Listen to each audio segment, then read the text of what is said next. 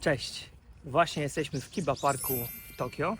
Za nami przepiękna alejka przy rzece z wiśni piłkowanych, Prunus serulata, Kanzan oraz Kikushidare Sakura. Powiem Wam, że niesamowite wrażenie robi. Chciałbym Wam poopowiadać troszkę o pielęgnacji takich drzew, gdybyście mieli ochotę mieć je w swoim ogrodzie. Na taki moment jak ten czekaliśmy bardzo długo podczas naszej podróży. Udało nam się wyśledzić poprzez różnego rodzaju media społecznościowe, w którym momencie to wczesne kwitnienie, bo mówiłem Wam, że są dwa kwitnienia tych wiśni w Tokio oraz w całej Japonii, wczesne oraz to późniejsze. Udało się nam załapać na to wcześniejsze w pełnym rozkwicie i jesteśmy w pełnym zachwycie, jak to wygląda. Dokładnie takie same wiśnie, jak widzicie za nami, mogą być w Waszym ogrodzie. I to nie jest zbyt trudna roślina do hodowli, do pielęgnacji. To, o czym musicie pamiętać, to to, że wiśnie piłkowane, wiśnie japońskie uwielbiają miejsca na pełnym słońcu. To jest bardzo istotne ze względu na ich odpowiednie rozwinięcie kwitnienia.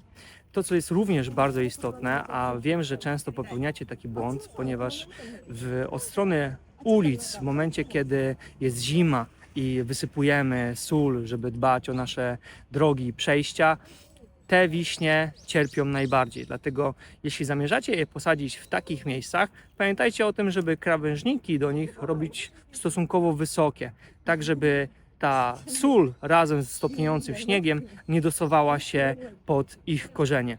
Wiśnie są bardzo przeczulone na punkcie wzrostu w terenach zasolonych, mocno zasolonych i szczególnie wczesną wiosną wtedy cierpi na tym cała roślina. Dlatego jeśli chcielibyście mieć przepiękne wiśnie, to na pewno o to bym zadbał. Jeśli podoba się Wam to, co robimy dla Was, byłbym niezmiernie wdzięczny za to, żebyście polubili ten film, zostawili komentarz, zasubskrybowali oraz pamiętali o tym dzwoneczku, czyli o powiadomieniach. Włączenie ich sprawi, że będziecie otrzymywać wszystkie nasze filmy bezpośrednio na Waszą stronę główną YouTube. Dla wiśni piłkowanej również bardzo ważne jest pH podłoża.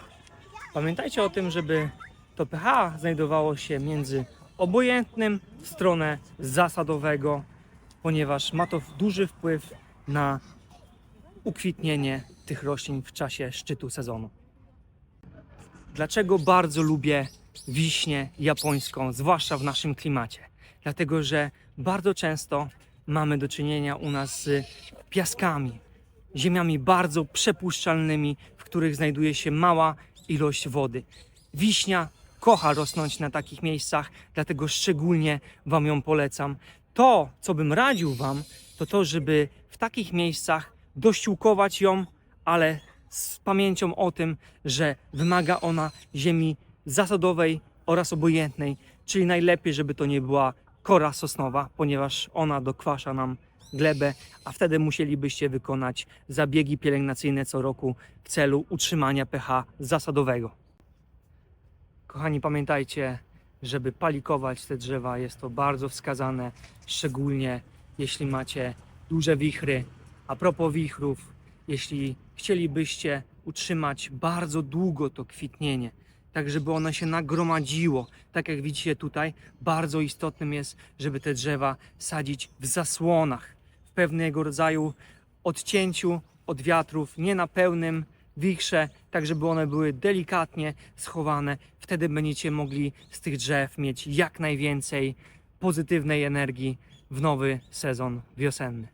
Zwyczaj oraz tradycja hanami, czyli święta polegającego na cieszeniu się urokiem kwiatów, zazwyczaj Prunus serulata, czyli wiśni piłkowanej, wiśni japońskiej, jest bardzo, bardzo popularny w Japonii i widać to wśród ludności, że to jest bardzo istotny moment dla nich, żeby nacieszyć się tą ulotną chwilą, bo zazwyczaj jest to 2-3 tygodnie takiego okresu, w którym one są w największym rozkwicie.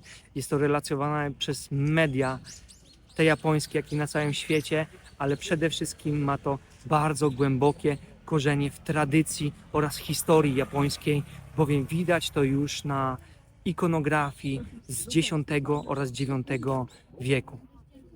W święcie Hanami nie tylko wiśnie japońskie są podziwiane.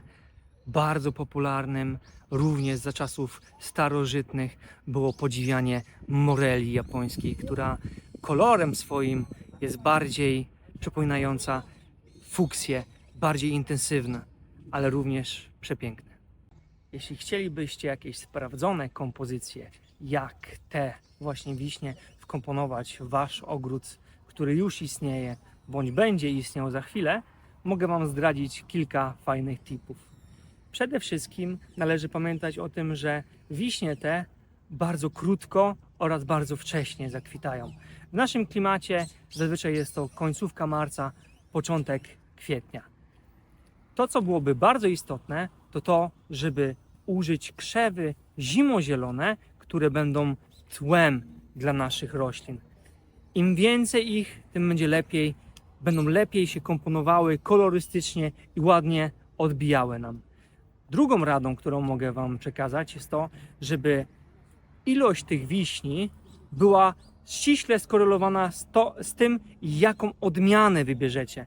Czy to będzie wiśnia Kikushidare Zakura czy Kanzan, sprawdźcie, żeby ten moment w waszym ogrodzie wyglądał przepięknie i rzucał się wam w oczy, a nie był zasłonięty przed waszym spojrzeniem. W Japonii oraz w japońskiej kulturze nic nie jest dosłowne. Wszystko jest tak jakby metaforyczne, oniryczne, z przenośni.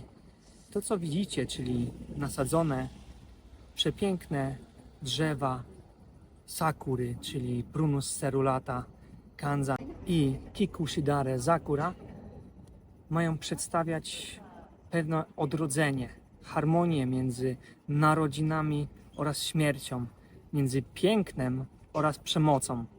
Dlaczego? Dlatego, że wszystko w kulturze japońskiej ma pewną przenośne.